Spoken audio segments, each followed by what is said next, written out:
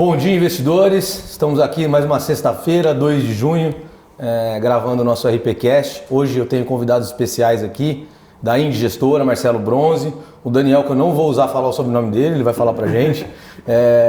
A gente vai falar um pouquinho hoje de conjuntura de mercado, vamos tratar os últimos acontecimentos do mercado, o que a gente está vendo aí para a economia para esse ano, cenário político, cenário econômico, e vamos falar um pouquinho do fundo da Indy, fundo de ações da Indy, que a gente aí da RP Capital já trabalha há muito tempo aqui na nossa carteira e muitos de vocês devem conhecer, já devem ter muitos de vocês que investem no fundo deles e aí vão poder saber um pouquinho do que eles estão fazendo ali, quais são os pickings de ações que eles estão, de segmento e empresas, enfim.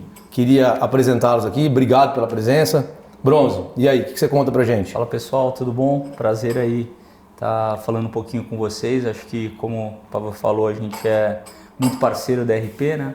O fundo nosso é um fundo que tem um pouquinho mais de 10 anos, Indific FIA, fundo focado em investir em empresas no Brasil, e acho que o Daniel vai contar um pouquinho mais da nossa estratégia, mas a gente já tem um retorno acumulado aí desde o início, mais de 10 anos, de 10,5% ao ano, enquanto o Ibovespa, o benchmark nesse período foi de 5,5%.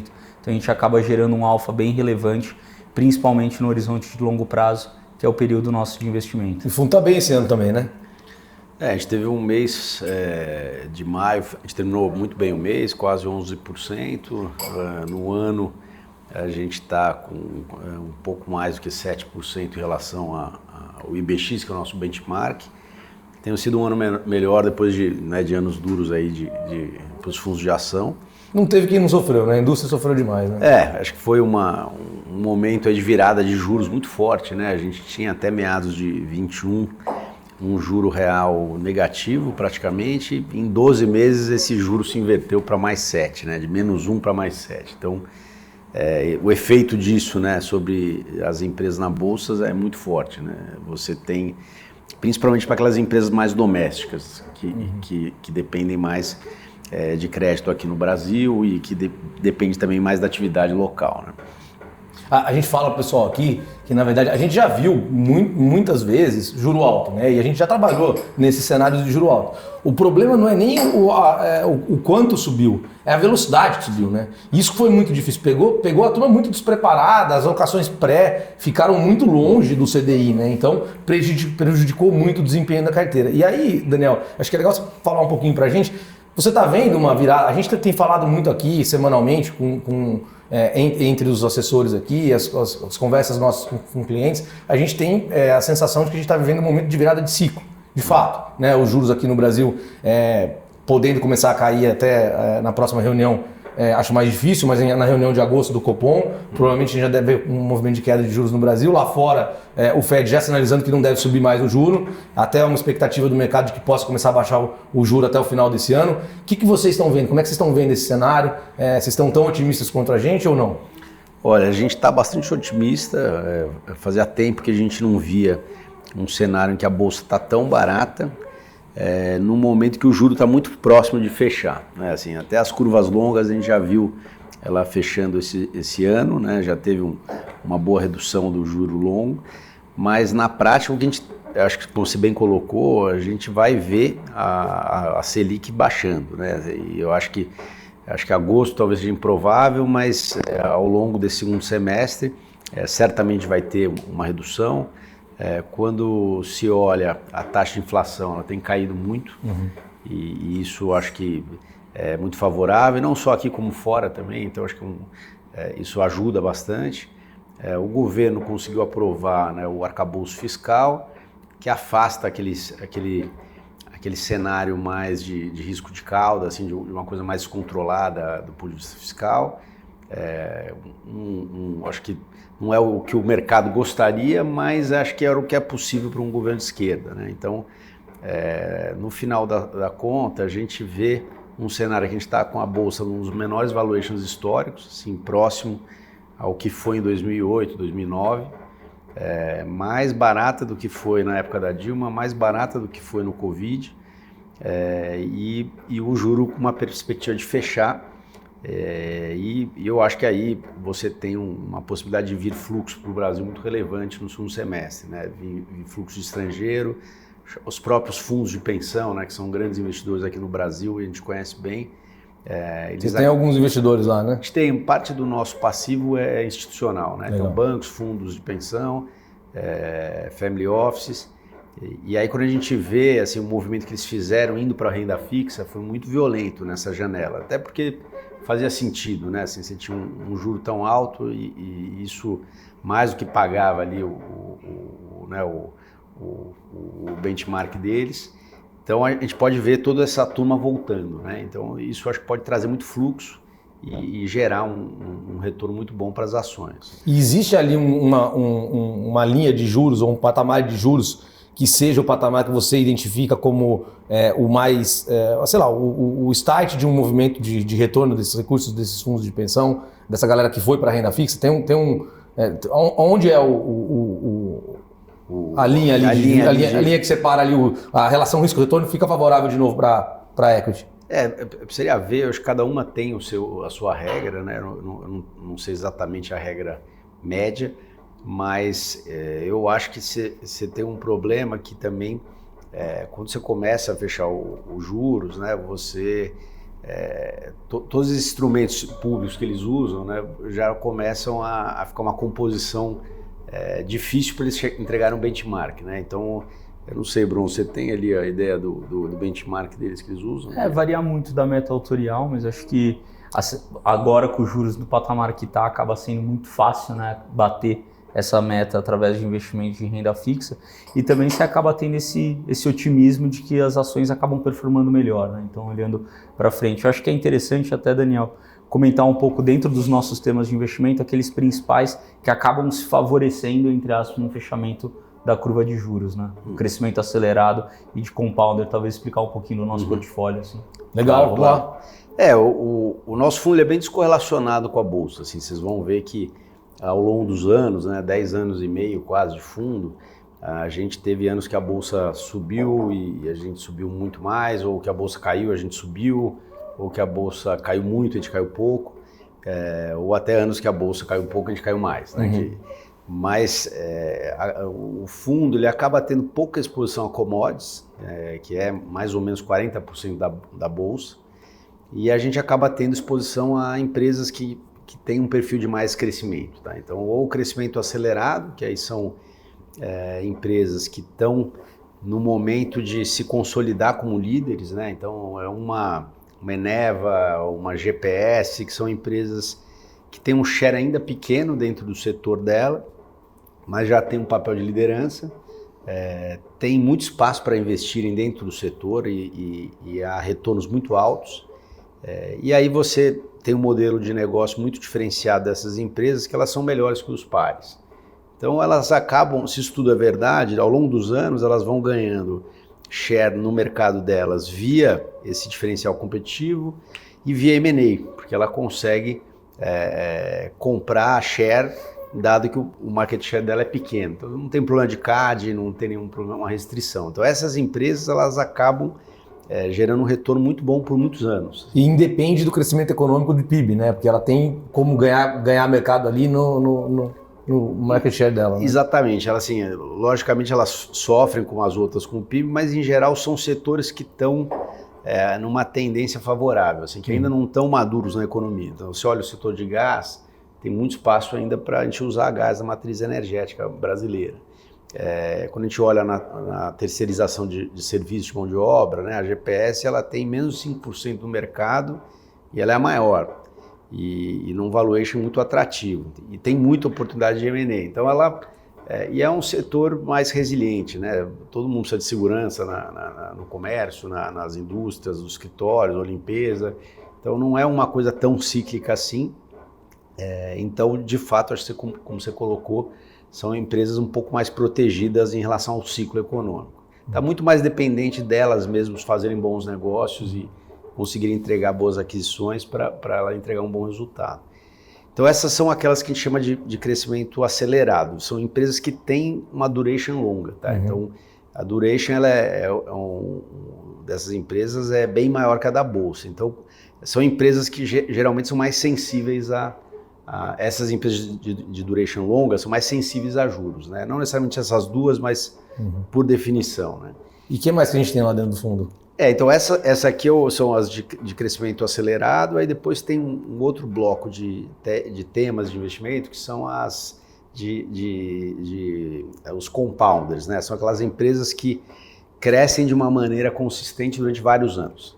Não num ritmo tão acelerado como as primeiras que a gente falou, mas num ritmo muito bom. Então, quais empresas a gente tem aí? Uma Localiza, você tem o Iguatemi, não, Iguatemi não, desculpa, o Iguatemi é cíclico, uma Localiza, o BTG, que tem aí colega de vocês aí. Colega nosso, né, que tem... Não tem XP não?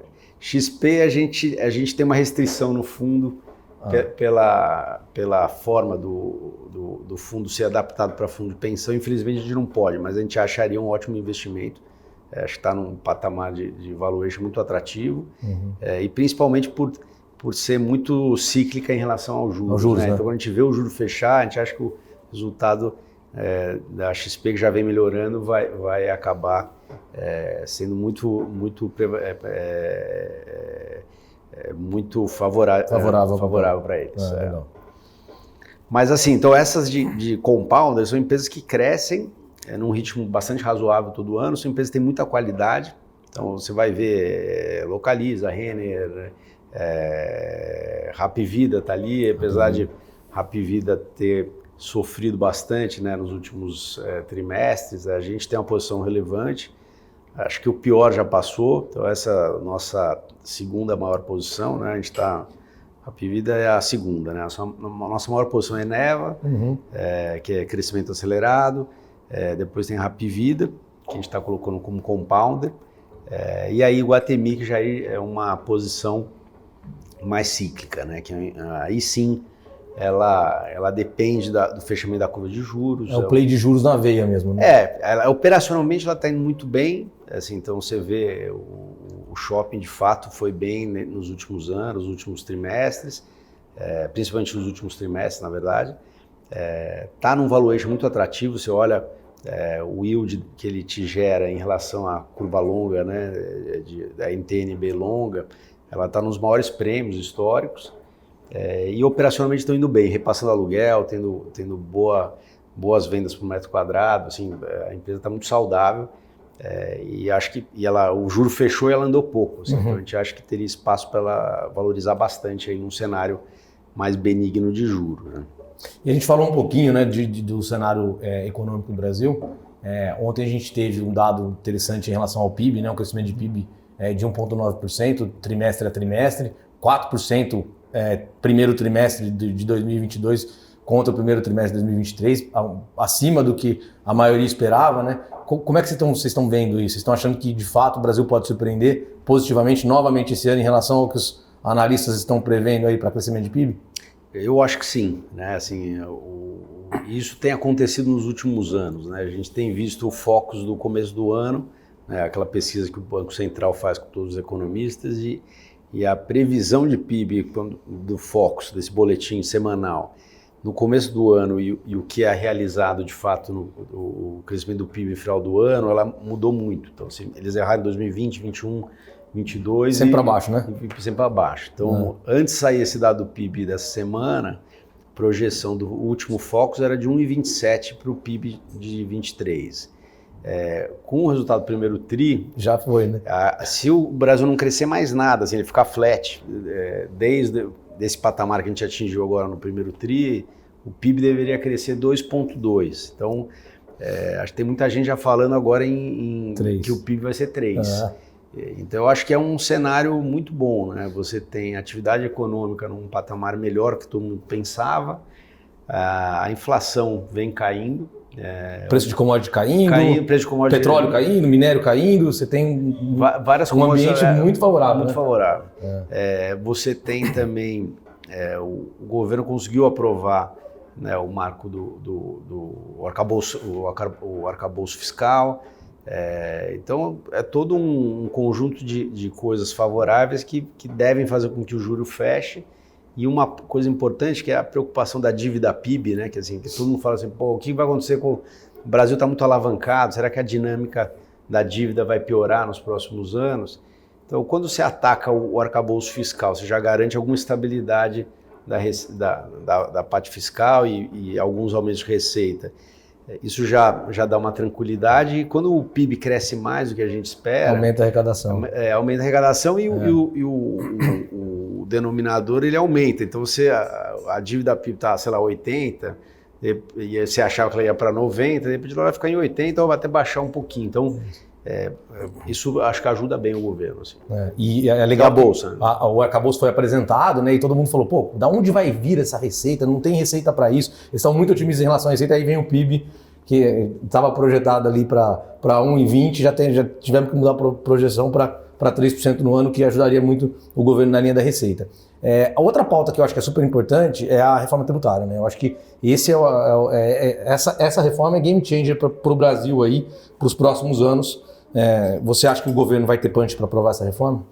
A gente estava num papo até com o pessoal da área política aí, da XP. Olha o spoiler, né, galera? E a gente estava discutindo um pouco sobre como que tem funcionado o Congresso, né? E o Congresso ele tem se mostrado muito mais de centro-direita, que era uma coisa que a gente viu nas eleições passadas, né? Na Câmara principalmente, mas de fato eles têm sido um contraponto ao governo, né? Então quando a gente olha as reformas ou todas as votações esse ano, né? Você vê que tudo que era pauta ideológica assim, do PT não foi aprovado. Então a questão do saneamento era uma ideia maluca de mexer numa lei que está funcionando muito, né, assim, que é a lei do saneamento e gerando muito emprego e com vários benefícios para o país. E aí teve uma tentativa de mudança, foi barrada. Talvez passe algum item ou outro, mas não é significativo. Teve a ideia de mexer com a Eletrobras, né? Acho que ainda estão tentando, mas o Congresso já deixou claro que não quer mexer nesse assunto. Marco do saneamento. Então saneamento, Eletrobras, e tem outras até que não estou lembrando aqui. Mas aí, por PL outro lado... Fake news também. E aí quando você olha as reformas que são mais liberais ou que são mais restritivas, né, do ponto de vista orçamentário, eles conseguiram aprovar o arcabouço fiscal. Então, eu brinco aqui com a turma que a única vantagem de ter a esquerda na situação é não ter a esquerda na oposição, porque aí a oposição joga mais na bola, né? A oposição, as pautas que são importantes para o país, elas acabam andando, né? Então, o otimismo nosso em relação à reforma da reforma tributária também vem muito dessa oposição que joga mais na bola em relação aos interesses do país. Acho que vocês compartilham essa opinião, não? Eu acho que sem juízo de valor de esquerda e direita, acho que tem uma questão agora que, assim, tem uma pauta do Congresso que é essa pauta mais liberal na economia e de ter algum tipo de controle pró-negócios, né, que eu acho que é bom para o país, né? E aí eu acho que está ficando claro, aí no estudo que a XP fez, me mostrou, e acho que eles devem publicar alguma coisa aí nos próximos dias, é muito interessante assim como você tem de fato um centro que vai ser um contraponto importante para o governo e que vai barrar muito algumas ideias muito ideológicas, principalmente do ponto de vista econômico, né? Então eu acho que isso pode ser muito bom para o mercado. Legal. E aí nesse sentido, né, a reforma tributária, assim como o arcabouço fiscal, ele entra na pauta do que o Congresso quer. Então, acho que tem uma boa chance de passar. Acho que é o que o Lira está buscando entregar, assim como a reforma do mandato dele, né? Então isso, e de fato poderia destravar muito crescimento. Então a gente já está tendo a surpresa de crescimento. Isso poderia mexer no crescimento potencial do Brasil e a gente ter alguns anos de bom crescimento, e acho que até essas surpresas de PIB têm a ver com essas reformas que foram feitas nos últimos anos, né? Então, acho que as coisas que vão se maturando e agora a gente está no momento que está colhendo todos esses frutos aí. E aí a gente tem um ambiente favorável, a gente tem uma bolsa barata, a gente tem uma expectativa de virada de ciclo econômico, dos juros começarem a cair, ou seja, é um cenário aí e um cenário que está dando tempo, né? Porque assim, dificilmente o mercado dá um tempo para o investidor tomar a decisão como está dando, né? Em outros momentos eu já teria visto esse mercado já explodindo bem mais rápido do que está acontecendo hoje. Então, acho que é uma excelente oportunidade aí para quem não está posicionado de se posicionar. A Indy é um parceirão nosso aqui já de muito tempo, é uma excelente opção para quem quiser se posicionar em ações e não quiser fazer isso por conta própria, porque acreditem, pessoal, quem tenta fazer isso por conta própria, eu vejo muito o mercado andar e o cara está posicionado naquele ativo que por algum motivo, ou aquele segmento que por algum motivo não andou, não fez a diversificação correta, não se expôs da forma correta, para o ambiente correto, que não se engane, não são todas as ações que vão subir, né? Tem que ter um piquinho bom em relação a setor e ações, enfim. Então, acho que é isso.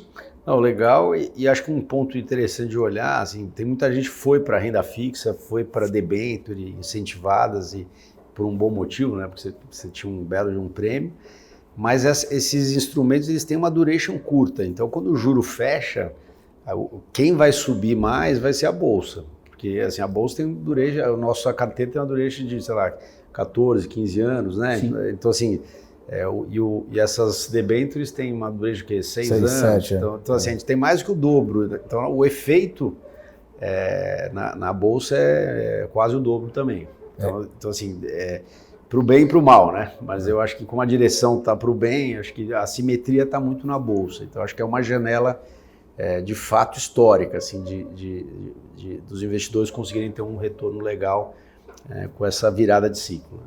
E aqui na RP também é possível vocês encontrarem esse fundo na parte de previdência. Então também, além do fundo de ações normal, a gente tem ali com a XP Seguros, o pessoal da RP pode oferecer para vocês também esse produto. Maravilha, pessoal. Acho que é isso. Muito obrigado aí pelo papo. Valeu. Obrigado, Pavan. Obrigado a todo mundo pelo convite aí. Obrigado, pessoal. Valeu, pessoal. Até mais. Um abraço.